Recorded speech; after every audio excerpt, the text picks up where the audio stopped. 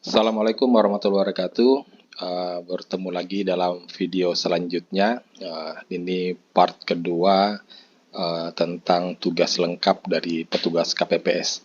Namun sebelum masuk ke tugas KPPS pada tahap penghitungan suara, ada hal yang kemarin saya luput menyampaikan tambahan terkait tugas KPPS atau catatan pada saat pemungutan suara yang penting untuk diperhatikan. Ini KPPS 2 atau KPPS 3 atau KPPS lain mendokumentasikan atau memfoto KTP elektronik pemilih DPK.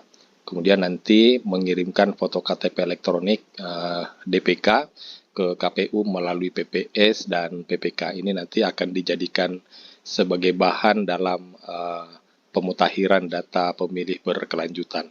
Kenapa KPPS 2 atau KPPS 3 yang sebaiknya memfoto? Karena KPPS 3 dan 2 ini yang memegang KTP elektronik pemilih DPK nanti. Jadi pada saat dipegang ya dia sebaiknya memfoto. Kemudian KPPS 4 sebenarnya juga memegang KTP.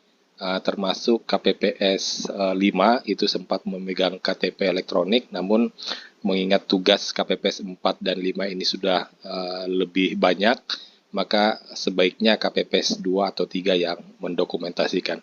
Tapi sepanjang dia sanggup, KPPS lain silakan. Ini tidak ada ketentuan siapa yang wajib diharuskan mendokumentasikan foto KTP elektronik. Baik, itu tambahan yang sekiranya saya kemarin luput dalam menambahkan catatan. Kita lanjut ke pembagian tugas dalam penghitungan suara.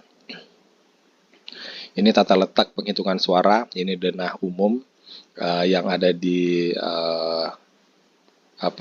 peraturan KPU dan Juknis biasanya juga mencantumkan tata letak seperti ini. Namun kalau kita lihat bagaimana teknis pelaksanaannya, tentu ini agak merumitkan KPPS ya, karena posisi saksi yang menyampingi ketua KPPS, sementara ketua KPPS akan menyebut tanda coblosan sah untuk siapa, itu harus diperlihatkan kepada saksi. Ini saya coba alternatif bagaimana pola teknis pelaksanaan. Ini bisa seperti ini. Jadi KPPS 1 disiapkan meja, kemudian ada KPPS 2 yang bertugas nanti membuka surat suara, kemudian mengambil surat suara, kemudian membuka lipatan, kemudian menyerahkan kepada ketua KPPS. Baru nanti setelah itu, setelah dibacakan di hadapan saksi dan pengawas TPS, baru nanti diserahkan kepada KPPS 5 yang untuk melipat kembali, kemudian diserahkan kepada KPPS 6 dan KPPS 7 untuk mengumpulkan berdasarkan surat suara sah masing-masing peserta pemilu dan surat suara tidak sah. Jadi polanya seperti ini bisa diterapkan, atau seperti ini. KPPS 1 langsung berhadapan, atau ketua KPPS langsung berhadapan dengan saksi. Alurnya nanti KPPS 2 menyerahkan surat suara yang sudah dibuka, kemudian setelah itu langsung setelah dibacakan sah untuk pasangan calon atau sah atau tidak sah, nanti surat suaranya langsung diserahkan kepada KPPS 5, kemudian setelah itu diserahkan kepada KPPS 6 dan KPPS 7. Ini penting, KPPS ketua KPPS setelah membacakan tidak lagi diletakkan di meja yang ada surat suara yang belum dibacakan. Kenapa? Karena khawatir kalau disatukan di dalam satu meja surat suara yang sudah dibacakan nanti ikut terbaca kembali. Maka ketua KPPS langsung memisahkan, menyerahkan kepada KPPS 5 untuk melipat kembali surat suara, kemudian diserahkan kepada KPPS 6 dan 7 untuk mengumpulkan dalam ikatan-ikatan karet. Ini kita penjelasan lebih rinci. Ketua KPPS memimpin rapat pemungutan suara, kemudian memeriksa tanda coblos, menunjukkan dan mengumumkan hasil penelitian surat suara sah atau tidak sah kepada saksi, pengawas TPS, pemantau pemilu, pemilih atau masyarakat yang hadir. dengan suara yang terdengar jelas. Jadi catatan pentingnya adalah konsistensi suara. Jadi ketua KPPS harus konsisten suara sah untuk partai manapun, suara sah untuk calon DPD manapun, suara sah untuk pasangan calon presiden dan wakil presiden manapun, suaranya ya harus konsisten. Jangan ada yang semangat, jangan ada yang tidak semangat. Jadi harus sama intonasi suaranya. Kemudian standar suara sah dan tidak sah, ini jangan sampai berbeda. Nanti ada yang kasusnya serupa dianggap sah, kemudian kasusnya yang serupa dianggap tidak sah. Jadi mohon dilihat kembali standar varian-varian suara sah dan suara tidak sah. Kemudian menyerahkan surat suara yang sudah dibacakan kepada KPPS 5. Kemudian kemampuan penglihatan harus lebih baik, karena kalau menunjukkan surat suara kepada saksi juga harus tahu di mana posisi coblosan yang ada tanda coblosnya.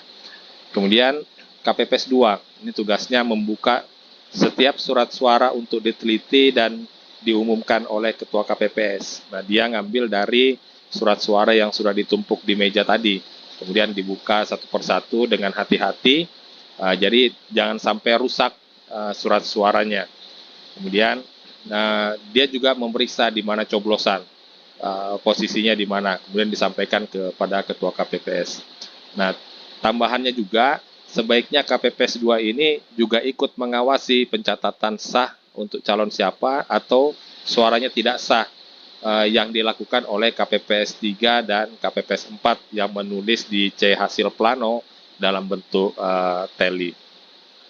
Kemudian KPPS 3 dan 4 tugasnya mencatat hasil penelitian tiap lembar surat suara yang sudah diumumkan oleh ketua KPPS ke dalam formulir model C hasil sesuai jenis pemilu. Jadi memeriksa dan memastikan hasil pencatatan sesuai dengan hasil yang diumumkan oleh ketua KPPS. Jadi ini pendengarannya juga harus baik. Apa yang disampaikan oleh ketua KPPS sah untuk calon siapa itu harus bisa didengar dengan baik oleh KPPS 3 dan 4. Jadi KPPS 3 dan 4 ini juga harus saling mengawasi pencatatannya. Jangan sampai yang disampaikan pasangan calon calon mangga misalkan, kemudian yang ditulis calon jeruk. Nah, ini kan berbeda. Jadi harus diperhatikan dan saling mengawasi bahwa tulisan sahnya itu untuk siapa sesuai dengan apa yang sudah diumumkan oleh ketua KPPS.